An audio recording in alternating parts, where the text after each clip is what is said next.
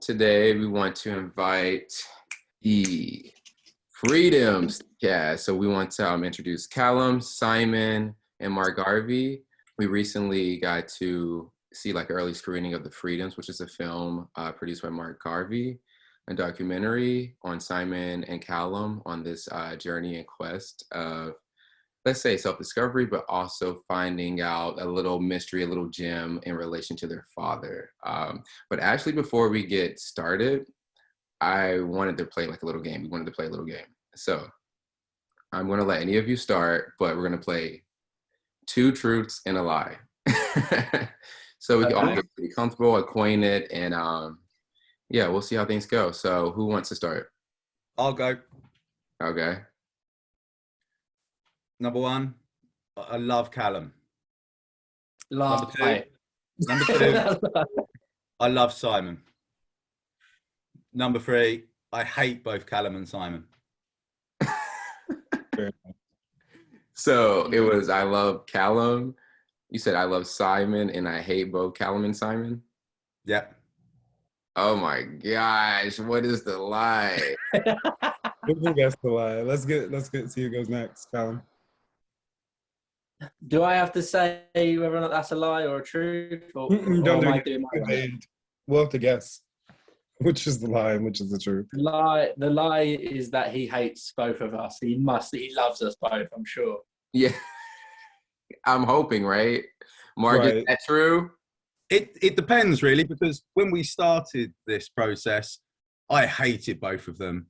What a couple of arseholes. But having spent a week with these guys and going through this experience together, by the end of it, what a couple of great guys. Really fun. It was definitely such a whole experience for sure. such a bonding experience. I think some people say that the best way to find out if you and a lover or a partner are well suited is to go on holiday with them and have that stressful experience and see if you can last that. I guess lockdown kind of applies as well, being forced to spend so much time with someone.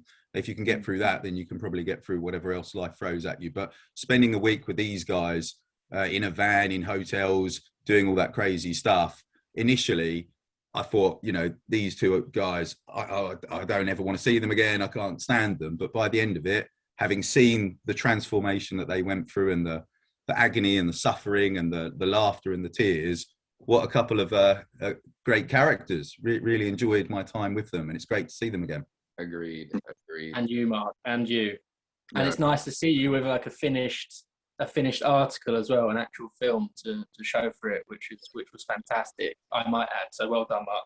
Yeah, it's weird because we spent a week together, and then of course they go off and Simon's off gallivanting around the Cotswolds feeding sheep, and Callum's doing whatever the hell he's doing. But I then spend months with them, continuing to get to know them further, looking over the footage and spending more time with them, noticing these little details and getting hours, days, weeks, months in their company without them being there. So yeah, I feel like I know them better than I know myself.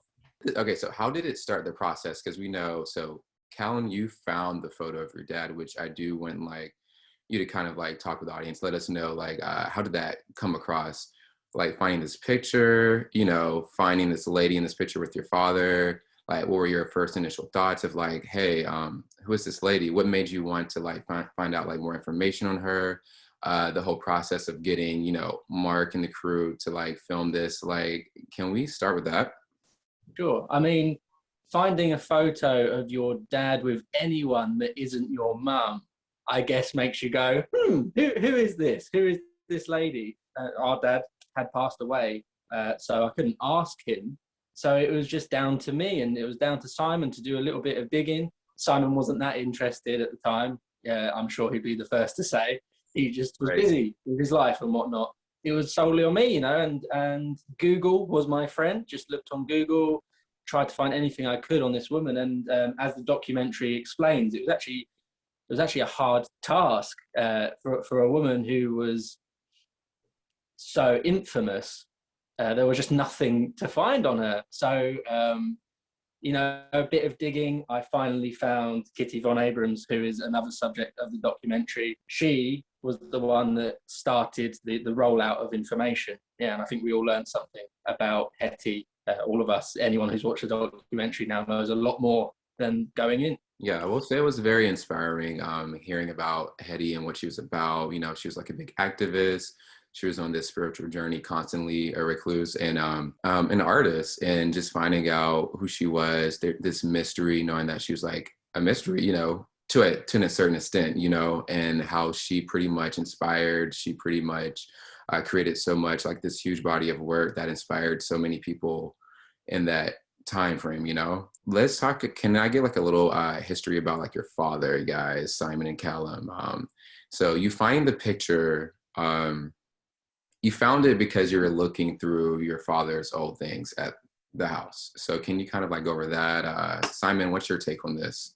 Well, we're going through the things at the house, you know, just finding the other, you know, just little items that really reminded us of him. But, you know, it's quite, you know, it's a really emotional thing, finding all these, it's the silly little things that make you really, you know, feel the presence of someone, and clearing that out. It's really hard to get rid of some of these things. But when we came across this photograph, you know, it seemed sort of out of character for him. We're like, she looks, you know, a little other, a little different, and we're just really intrigued. Like, and it's just this little note on it, and yeah, it just really sparked this whole thing up. You know, these small little things can change lives, really. These little moments. It's like almost astral guideposts just left out in the world for you. And you know, I think Bukowski says it: God will offer you chances in life. Know them, take them, and we did.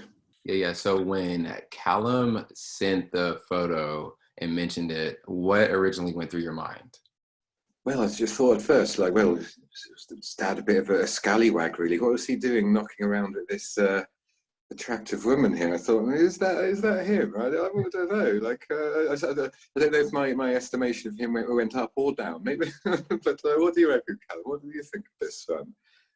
Well, it was interesting because obviously we only ever knew him as our dad. Obviously, like, he never got into another relationship after Mum or anything like that. He didn't really, you know, other than his schoolmates, whatever, he didn't really know any women. So to know that he had this life before us it made him more human. You know, it made him, you know, it made him more. Oh, of course he was like us when we were young, or whatever. And that was a really pivotal moment for me to realise, oh, you know, our dad was in fact a person. There's this great word called sonder, which basically means the moment you realise that people are just as complex as you are. And I thought maybe my dad was like a sort of superhuman, but to realise, oh, he is just human, was actually a lovely thing. Did you find anything else in your dad's possessions that revealed certain qualities about him? Did you find, you know, a stash of pornography or something that sex toys, pornography? In all seriousness, it makes me worry. I mean, maybe I should be deleting my browser history. I should be getting rid of some stuff, because if I pop off, who knows what people might find. Yeah. Okay. Yeah. So Mark, so how did Callum, where was your mind when Callum approached you about this whole experience, Mark? Well, I was going through my emails and I just saw this thing, and is it spam? Is it worth reading? But when he revealed at the end of the email, instead of in the title of the email, when he revealed that he was terminally ill, that had a certain appeal.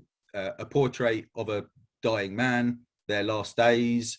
I thought that had the potential to be highly dramatic, and capturing that, certainly from a filmmaker's point of view, that really appealed. You're talking now like it was high up, Mark. At the time, you were like, I'm going to be able to film someone dying. This is a smut movie. This is no way were you thinking, oh, this is going to be so like lovely and artistic. No, you bollocks.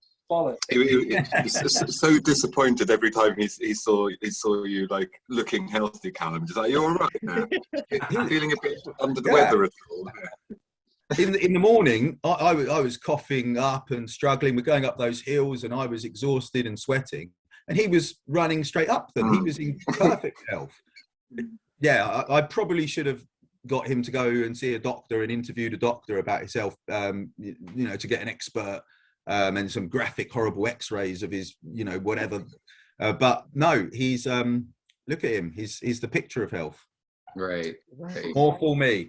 Right, there you go. Okay, so aside, so let's talk about what is it, Kitty Von Abrams. Let's talk about her. Let's talk about how did you meet? So was it both of you, Callum and Simon, all of you, or was it just you, Callum, who got in touch with her first? Well, I initially got in touch with her. Okay. And had the preliminary sort of discussion with her. Yes. But yeah, initially it was just me. As I say, I found her online, messaged her, say, you know, I found this photograph. I understand that you're the most knowledgeable about Hetty, and I would love some more information about Hetty because I just can't seem to find anything online. And to her credit, she was up for seeing me and up for giving me some information. Yeah, and then obviously pointed us in the direction of a couple of other people who you also see in the documentary that were able to continue the education on Hetty and Twistle. Yeah, Mark obviously filmed them and interviewed them, so it'd be interesting to know what more information Mark got from them. Mm-hmm. Yeah, so Kitty is terrifying. When we were filming her and she was telling us about the journey, she kept on looking at me. She kept on looking right in my eyes. The filmmaker, honestly, it was terrifying woman, absolutely terrifying woman. She was really in control. It had to be her way. There was no messing around, no negotiation. So in a way, I'm quite relieved that there was no subsequent contact with her. She gave us all of these contracts, all of these very thick documents that we needed to sign. And I don't know anything about the law or what have you. And she was just there, stood watching us. And I didn't read it properly. I was so uncomfortable. I wanted to get out of there because she was so scary. And this guy just stood there like this, watching me. I just signed it and just, here you go, here you go, here you go.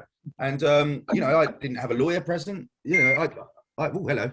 So, yeah, she was terrifying. Yeah, it's all of those things with her. They're just, it's a facade really, just to try and, it's a defense mechanism to stop people seeing through to, you know, what she really is. You know, she makes a lot of claims in the film, and, you know, a lot of it, it's not the case. She's taking a lot of credit for things that really are beyond her. She's, you know, I mean, I've been working my own artwork and stuff myself, but her things aren't, it's third rate. You know, she's working on, she's hanging on to the coattails of, you know, true artists, really, in my opinion. I mean, Simon, that was a bit of petty self-advertising there, mate. Come on. Yeah. Oh, I'm working on my own stuff. Oh, check me out. Oh, this is my website. Buy a painting.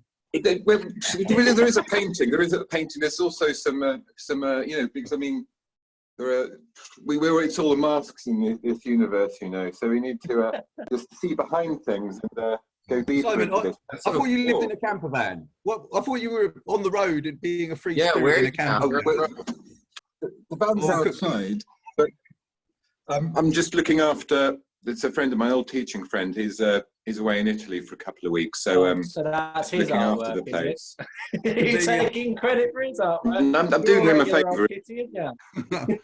Join You're a him. hippie free spirit. You know, advertising your artwork. That's a low blow, mate. How's your book coming? The book's very good, actually. I worked on this book here at this very desk, so he's all free. That's coming out to Goddamn capitalist. Brings down the system by having an Etsy shop. Not at all. That actually brings me to something, Simon. Though, talk a bit about your thing, because obviously that is a post product of our journey. Obviously, I've got to see it. Thank you for ringing it up, actually. It's going to be available widely soon. Anyway, it's a whole guide to the freedoms, because I think everybody should do these freedoms. It's not just something that's, you know, with some gatekeeper trying to stop you holding them back. And like she says, there's some wild claims she makes. These are for the people. They're for everybody to do. You know, you don't have to be seeking for something. I mean, we're all seeking something. We're all seeking meaning. Everybody should pick up my magazine, start reading it, go through all the different steps there. I've done it twice now. I'm the only person, to the best of my knowledge, in the world who has done this thing twice. And I'm going to start again. and walk it as well. You know, it's cheaper than the diesel.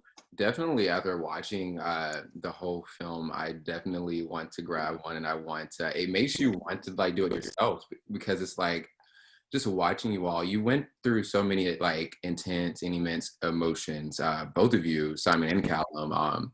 I saw you all like laugh, you know, get closer with one another, and then I saw you just like argue with each other and got emotional with each other. You both are brothers, you know, and you did talk about like, you know, growing up as children, you know, like Simon, you being looked at as one way, Callum, you being looked at as the other. So can we like talk about that a little bit? I mean, obviously Mark has obviously put this film together, which has turned something that's quite conceptual into something that you can see very clearly. And that is that our paths literally crossed and changed direction in a weird way. You came into this thing saying like, I'm not interested, I don't want to do this thing. But by the end, you were so into it. You were so into it.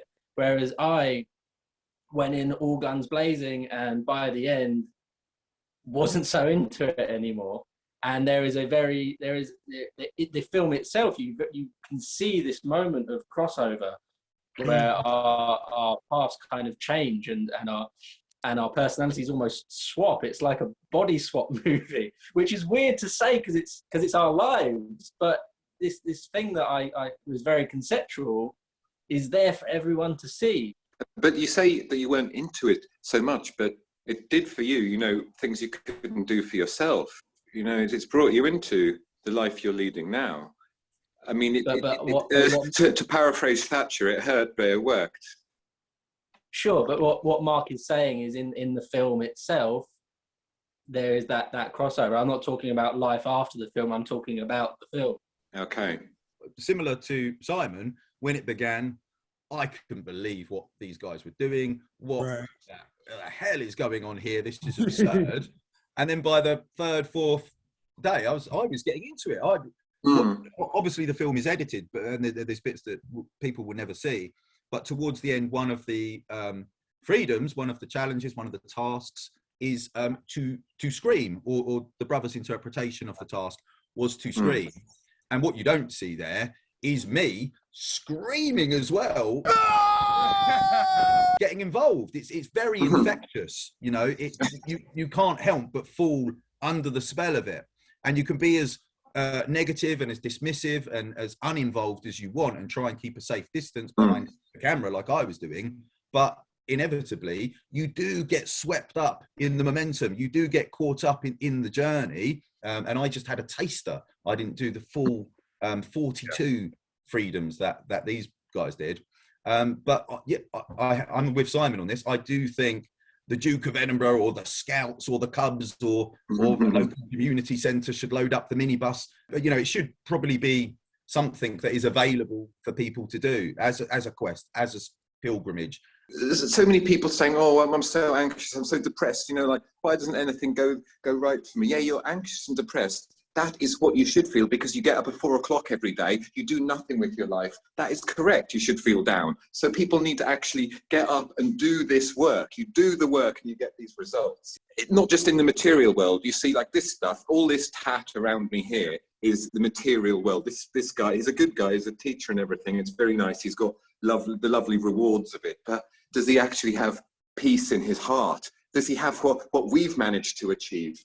I mean, you can't purchase that. It's given to you for free with these freedoms. That's what it is. When we completed this task, we were very lucky in that it was beautiful weather. It was stunning. It was the hottest day of the year. And then the next day it was the hottest day of the year, etc., etc. There was one rainstorm, which happened to happen when poor old Callum was having a very difficult time. Pathetic fallacy. And I wonder if that majesty, if that phenomenal vista in every direction and beautiful rolling clouds, I wonder what it would be like doing it, in November, where muddy, wet socks and horrible, bleak weather and out of season. Mark, let's do it. This is sounding good. Freedom's sequel. I think we're on the Freedoms Part 2. And Mark, you did mention you kind of got involved. Maybe you want to be in this one. Yeah, yes. It did something. I don't know what it did. I don't know how it works its magic, but I felt like I was doing something that was meaningful and that was having an impact on me. It certainly Especially after the freedoms, Callum. Like after everything was said and done by the end of it, how were you feeling? Sorry, Simon just completely distracted me there. What is he doing now? He's picking up a delivery for his friend. more capitalist activity. Sorry, I thought I heard. I mean, it's bourgeois stuff. Gold taps for my friend. I mean, how fancy can you get? Simon, I thought you were in a gas station for a second there. It sounded like I heard like the door go like ding. Yeah, like the door. You know, you Yeah, open the door of the gas station and it has the noise. It's like ding dong. Yeah. So what was the question again, please? How were you feeling by the end of all the freedoms? Where were you at mentally? Well, the journey itself was very, very exhausting. So it's a weird one. When it initially finished, I didn't know how I felt, but to ponder on it later down the line, to really think about what we had done and how it made me feel at the time, I genuinely felt enlightened. I felt like a different person. I felt like the person I'd wished I could have been for the whole sort of majority of my adult life up until that point. But I never quite knew how to get there, or there's like certain mental blocks holding me back, or potential physical blocks holding me back. I can't really tell you. It's so hard to explain it without without doing it yourself. It's a really tough one. And I'm sure that obviously you two in America, it's a lot more difficult for you to just come over and do this thing. But I'm sure maybe there might be some sort of American equivalent, maybe looking to sort of lay lines in America and see what kind of pilgrimages are available to you. Well, I think that's a good idea, but I also think like after this horrible, turn of events in 2020, I'm willing to like take those freedoms and try the trip myself. Definitely. I really liked, though, I wanted to mention, like, I liked how in the film Simon was mentioning how like getting away from like the material things in the world and his daily life, and how that kind of helped him like on this journey to like grow. And at the end of the film for you, Callum, also it really stated kind of and it's not really, I don't think like a teaser, but just saying how you kind of you found like you're like in a happy place, you know, which I hope you are still currently. And I don't know, it's like, and then also thinking about Hetty and what she was about, like, you know, when you first discovered it, you thought that, hey, this was going to be like art, but you ended up going through these tasks and this journey and thinking of her as an artist and what she was about. I really feel it's in her, like that mystery, because I think I did not know, I did want to know, I had like before this was like her last piece of work, like before she kind of like disappeared, you know, off of the scene. And so I just found it so magical and beautiful. And then also knowing that she was like really big in the spiritual journey of seeing how like she kind of started this, and now we have you two completing these tasks, and now it's kind of like you're living off of the work that you design, you know? And it's kind of like an artist, you know, sometimes you kind of want to create something, see how, you know, how the audience perceives it and how they take it. And I feel like she did that. You both went on your own journey, and in my opinion, I felt like it turned out for the best. You know, it's definitely a journey of self-discovery, and like you said earlier, Callum, how it was like almost like a seesaw, like the emotions of like how Simon, you were a little bit apprehensive in the beginning, and then like halfway through, by the time you got to like that freedom with your dad, that's not like a spoiler, but by the time you got to that one with your dad, you were already like, let me go, I'm over it. But I see how like Simon pulled in. It's like it was that good brotherly, like, you know, camaraderie. I love that. I loved seeing that, and like how you kept pulling each other through to the end. And I felt like for you, Callum, it was like because you were technically, from my point of view, I related to your character because you are because it was just more so like the black sheep of the family. And then Simon, which would have been my older brother too, in my same situation, would have been like the one that's married, has the family well put together, very educated, you know, has the good job. So like, and then it's the creative younger one where it's just like rebellious. So like I kind of like got it. But then like Kitty, she gave me vibes of like the disaster artist. I don't know if anyone ever knows that real story behind the disaster. She gave me vibes of that first, but then I saw like how serious you took it. And then I felt like throughout the movie, I was just like, it was the humor for me in the beginning of like her making you sign all those contracts and just making everything seem like over the top more than what it was. And in actuality, I think it was more over the top because everything was more psychological. It's almost like the movie itself is anticlimactic to a degree, because you think you're going to go on this trip that turns out like typical American movie, not to shade anyone, but like Seth Rogen. You think it's going to be like, what was the movie, Mark? What was the name of the movie where they go across country? No, Pineapple. Hangover, like The Hangover or Pineapple Express, any of those lines, you think it's going to be heavy duty like that. I'm pretty sure if you had an extreme budget, it would have been like that. But I feel like it would have taken away from the value of the message, like for you going through all the freedoms itself. So I thought it was like a really good message at the end. Like you get the laughs, you get the emotions, and then by the end of it all, like I'm there with you emotionally. I'm just like, well, dang, it's kind of like it was worth it in the end. That's what I really liked about it. And then the surprise at the end was great. So yeah. Cool. The act of, as you say, about the camaraderie between Simon and I think there is a sort of self-fulfilling prophecy, especially for me there, where my determination to get him involved at the beginning meant that he was involved enough that he helped me through the rest. I don't think if I wasn't determined enough to get him involved at the beginning, I don't think I would have ever finished it. He wouldn't have been able to pull me through the way that he did. And it's really hard to say it in front of him because he's right here, and I hate bigging him up. I hate bigging him up. But Simon, I have to say thank you very much, mate. I have to say thank you to Callum, because that on that first freedom up of that freezing sea, when you trick me into getting in, as soon as I hit that water, it was like I was being baptized. I tried to pretend that I was going mentally about it. I was trying to pretend this is ridiculous, but I felt something immediately in that, try to keep it stuffed down, but my heart was opening to it, and it's just all the way along that journey, right down to Land's End. We were talking about what did it feel like to complete it.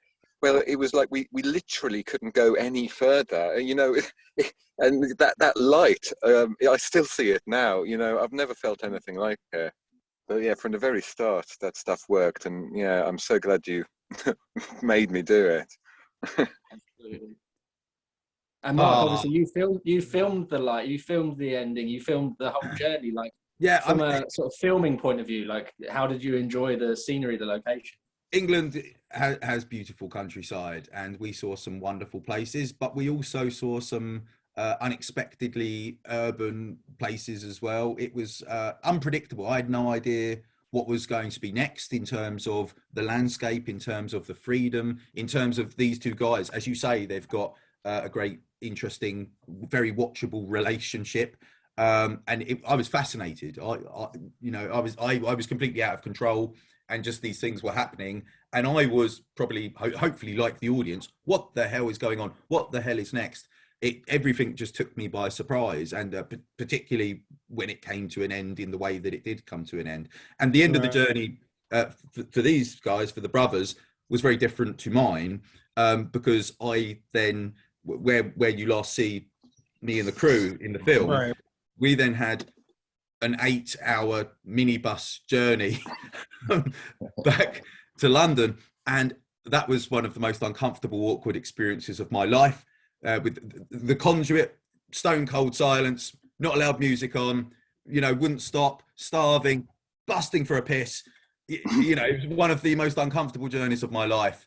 And we just didn't know what the hell had happened, what had gone on. I was watching the footage back and thinking, what the hell? And time has no meaning. So we were on the road for a week, but it felt like we were on the road for a number of hours, but it also felt like we were on the road for a year.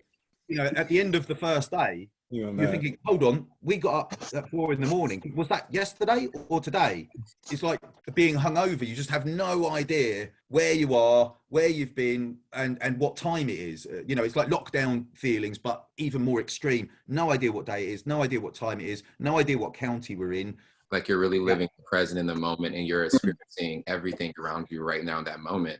And that's how you can get lost in, time, But, totally. Yeah, but actually, could you name like, okay, I want you all to name like, what is your biggest high of the trip and your low of the trip? Biggest low, yeah.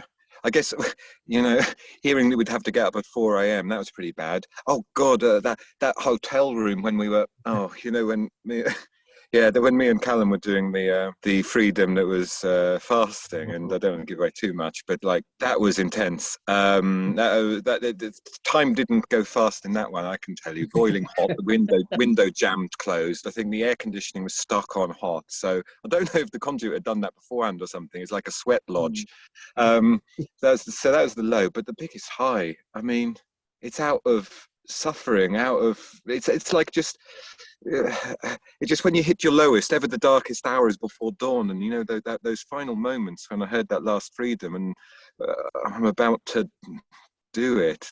It's like, yeah, it worked. I was determined. I was saying these things work, and they did, but not in the way I'd have thought. I think one of my best ones was legitimately the very first one, which was getting in the water. Because as Simon said earlier, you felt something immediately the second your body touched that water. And when I get out of the water, Mark asks me, like, how do you feel? And I kind of stumble on my words a bit. I kind of go, yeah, I really felt something there. And I couldn't explain what I was feeling. My synapses were firing, everything was, up to 1,000,000 in my brain. But all the words I could get out was, I feel something. It wasn't a particularly interesting thing to say. But all I can say is, in my mind, it was an incredible moment for me. And there was a million highs. There were so many highs. And I think the lows are pretty self-explanatory when you watch the film. There's a good few lows as well, which I won't say. You'll see it. You'll know when you see it. We're not going to talk about it right now, but for the audience, when you watch this, yeah, we definitely saw some intense moments, but it's a part of the journey. It's a part of the journey, and that's what makes it so beautiful, because you're always going to have highs and lows in life, Nothing. It is a microcosm. It is a microcosm of life. Yeah. My high was the day where there was no filming and Callum and Simon were in their room, and we had Callum's permission to go and have a nice holiday. And we were around the Cornwall area, and we just, went to the beach and, checked out shops and museums and galleries and just feasted. One of the things that you don't see in the film, we couldn't include this, so we had to edit this out because no one would be really interested in it. But if anyone is going to go and try and do this themselves, is eating. Because of course we're on the road for a week, and you barely see us consuming things. Right. We ate from petrol stations because it was just on there wasn't time. We never went and sat down and had a meal or whatever when we were doing the freedoms. And I can't tell you the number of pasties that I ate. I don't know. Do you have pasties? And not good ones, because we were talking here for our American viewers about Cornish pasties, a delicacy of that county. But there's also a mass-produced version. Ginster's Cornish pasties, that's Cornish. Honestly. Like that. They're available at every petrol station. They are dirt. I don't think we didn't even get a real Cornish pasty in Cornwall. I cannot believe this. We should go down there now, actually. Pasties. Is that a pastry? Pasty. Yeah, it's like a pie, but you hold it in your hand. Like a little, like I love those. Those are like empanadas. Like every has a name to it. Yeah. So that was my high, and my low would be sharing a hotel room with Ollie. How is Ollie? How's he doing? So similarly to me, he didn't participate in the freedoms, but he certainly changed. He got something from this, and he's off on some health kick and doing stuff for charity, sponsored. I think he literally overcomes one of his demons in the film as a consequence of being on the journey. And God bless him, he's running with that quite literally. So, I mean, is this the end of the end, or is there a number 2, part 2? Like, where are we at with that? Are you going to create your own freedom? So you're going to add to them? You're going to redo them? The Hetty Entwistle is the mystery, and we still don't know enough about her. Right. And I have exhausted all avenues trying to figure out what happened to her, where she is. For all we know, she could be working around the corner in the co-op. Nobody knows. And I reached a dead end a long time ago. I don't know if you guys have Ancestry, an online service where you find out. Yeah. I subscribe to that.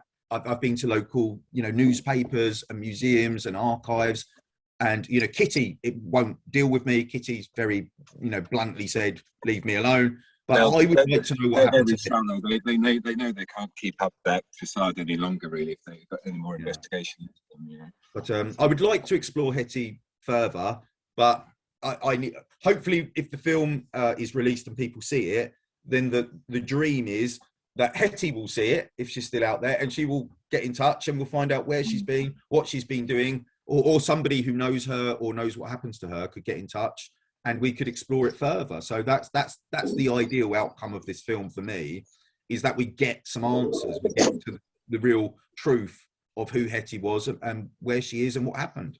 Well, we're gonna cross our fingers, because I'm actually really interested in watching this. I'm really interested in knowing more of her and what she's about. Like, I would love to know where she is now. It's just something about the mystery that makes you want to know more, Yeah. Oh my gosh, I feel like we talked about a lot over the film. Like, I'm just so excited, like, for like the world, more of the audience of the world to see this and to talk about it, engage. I'm just very curious to hear, the thoughts of others and what they learned from it, because I definitely learned like a lot. Yeah, so can I get like one final type of, let's say, can I get like an inspirational quote, let's say, from like your journey? Absolutely, that's good. It's a hard one.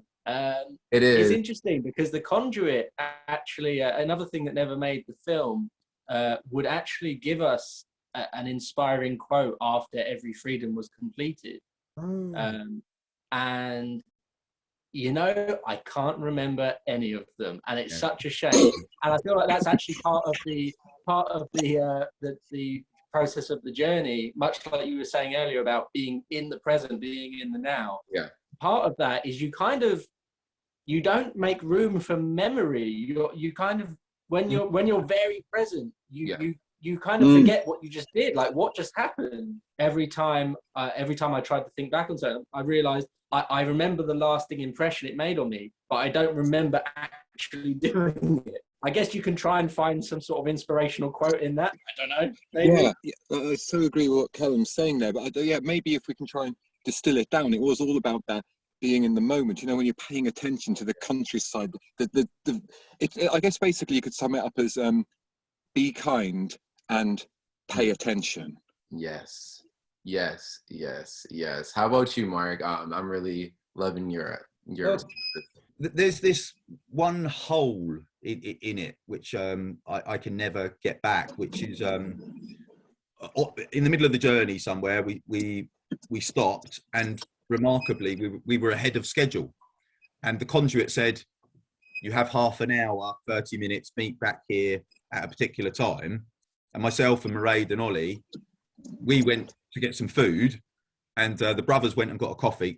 Who knows where the conduit went for half an hour? God knows what he got up to. We got a bit lost, and we ordered some food, and it took longer than we expected. And we were late, and we were running back, and we actually missed these guys doing a freedom. So there's actually one that wasn't filmed, but it feels right that there is a gap in the armor. It isn't complete, it isn't perfect, it's not omnipotent. I like the fact that it's got a fault or a flaw or an absence in it. I'm thinking possibly this summer maybe going and revisiting these places and doing the freedoms for myself. And I'm sure Simon Zine will fill in this gap, Simon's guide to the freedoms, because I know where the spot is, but I have no idea what I missed, what the task was, what the freedom was. So it's actually not knowing that is, for me, the wisdom. I think, I can't remember which philosopher said it, but I know that I don't know everything, and I actually still, even though I was there and I directed the film, and I haven't got a clue what happened. I don't know what went on. And it's that disorientation and that mystery that made it such a great experience for me. It still takes me by surprise. The mystery that started the whole thing, and it's the mystery that ends it. There you go. All righty. I've just noticed, Mark, why your name on here is Mairead Fitzpatrick. Now, Mairead was our sound recordist. What's going on? Are you two dating now? No, not at all. She doesn't speak to me either. She left her laptop in the van when we got dropped off by the conduit. So And she'll find this out soon enough when she watches this, presumably. I don't Maybe. think she'll be watching it. No. I know. So, yeah, Mairead is perhaps the only person in the world that can remain unchanged by the freedom. She was, you know, she didn't want to be there. She made that very clear from beginning to end. Yeah, she's probably the only person that's immune to this experience. I bet it has worked on her. I'm sure it has. She'll be out there like recording silence or something somewhere in the wild plains.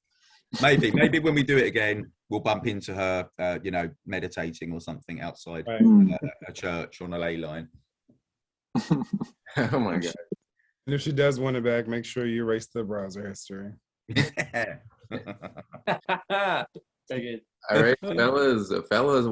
Well, we just want to thank you all for like taking the time, like to like chat about the freedoms, because this is something I really enjoyed watching. I really felt watching it. It honestly helped me as well, like personally with growing. I'm really into that. So I want to thank you for like, you know, Simon, Callum, you know, being authentic and truthful and sharing your story. We want to thank you, Mark, for, you know, filming it, creating this body of work that I feel like will touch so many people from all ages, you know? Very prolific creator. You're very prolific, for sure. You study. And we're definitely looking for more. Freedoms 2 would be interesting if Hetty contacts you after this, if you release it. Thank you guys for having us. Thank you so much. Yes, thank you very much. Thank you, gentlemen, for having us. Thank you. And everyone, read my magazine and go and do the freedoms. And and where can we find out all of this? Okay, where can we find the magazine? Right. That will be available on Amazon soon. I mean, it's Amazon, sponsored by Amazon. Cost price. It's a pure cost price, so not a penny profit there. Unbelievable. All right, guys, we want to thank you for joining us at the ELIME podcast. And last but not least, we need you all to keep creating. Keep creating. All right. Cheers, guys. All right, you take care. Nice chatting with you. Cheers.